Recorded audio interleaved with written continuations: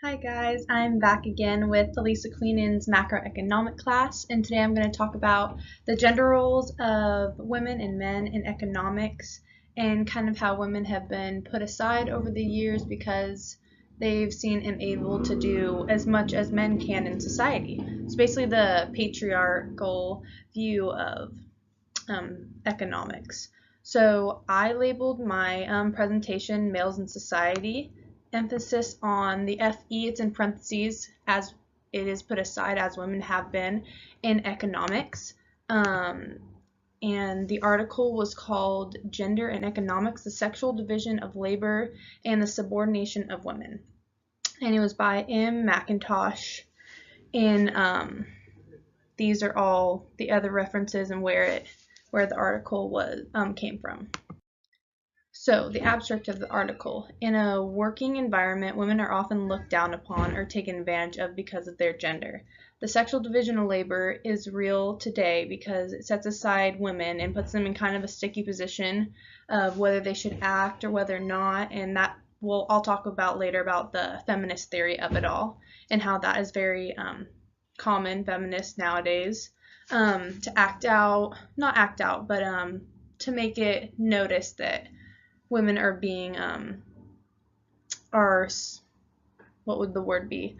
Are basically putting aside in economics and letting the man take the higher role in a type of hierarchy. Alrighty, so the sexual division of labor, or as I will call it in the rest of the presentation, SDL. So SDL is the segregation of jobs for men and women. Basically, men have a certain job and women should have a certain job. The religious philosophy, in God's eyes, men and women are built differently and uniquely, and this is for a purpose. The purpose is men are built to hunt, work, and protect the family, and women are meant to bear children, take care of the home, cook, and clean, which that is the religious aspect of it. And also in less modern days, that was how it was seen. The modern philosophy is men become CEOs and women become secretaries. As we all know, very sexist, but that's how it has been seen. Feminist philosophy, the division of labor is not natural, nor does it have a complementary set of rules for men, which meaning there's a set rules for women, but then men get to basically run off and do whatever they want. That's kind of the feel to it, the complementary feel to it.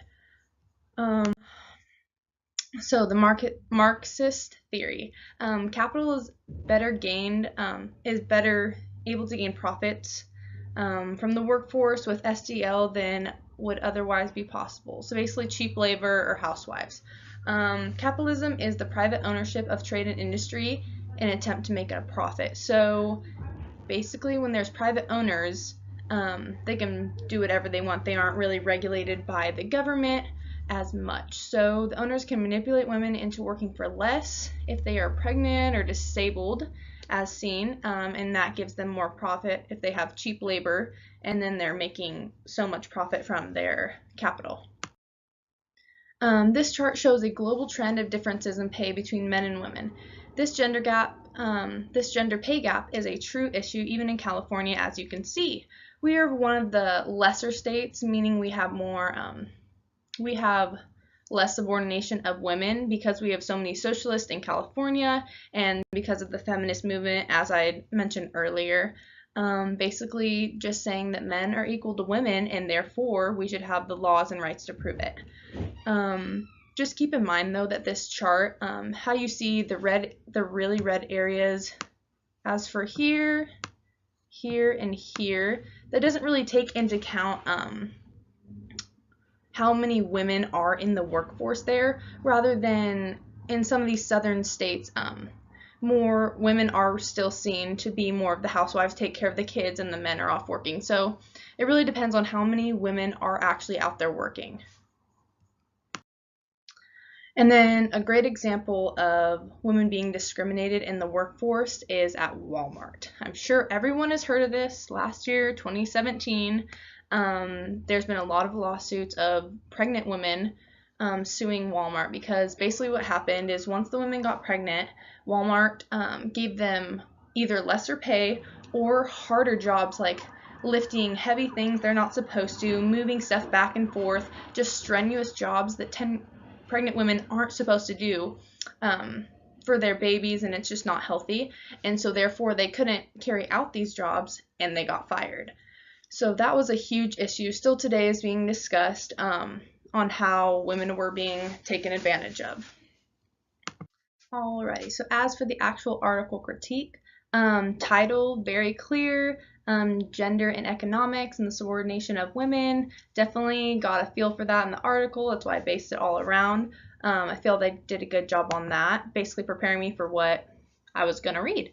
The abstract, very informative, very articulate, gave me all the keywords I was going to need to know in the article, and just gave me a good layout of what I was going to see. The interpretation by the author, well thought out, simple and to the point, to where I knew what I was going to be reading about, and I also just got a feel for the main points, and that made me more interested, so therefore I did turn this article into the one that I was going to end up critiquing.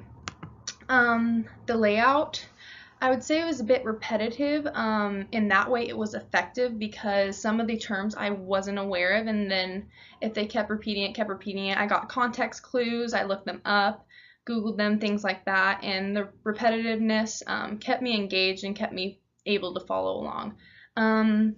They were pretty biased though. It didn't have really that good of a rebuttal, and so therefore it kind of missed the mark on that, but it still was a really good article and was definitely worth reading.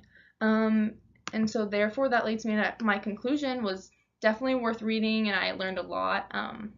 Yeah, I wouldn't have changed anything about it except for that rebuttal portion, but yeah, it was definitely a solid article, and I learned a lot about women in the economy, and not that I'm against men, I mean, they can do their thing. I just am more aware of now how women can be seen in an economic view or be taken advantage of in the workplace. Alrighty, and lastly but not least, of course, is my works cited page. This is my main one right here. This is the gender of economics. Sorry, that's an awful circle. But anyway, yeah, that's my main one right there. Thank you so much for listening in again, guys. Had a really good time with this project, learned a lot. Yeah, thank you so much.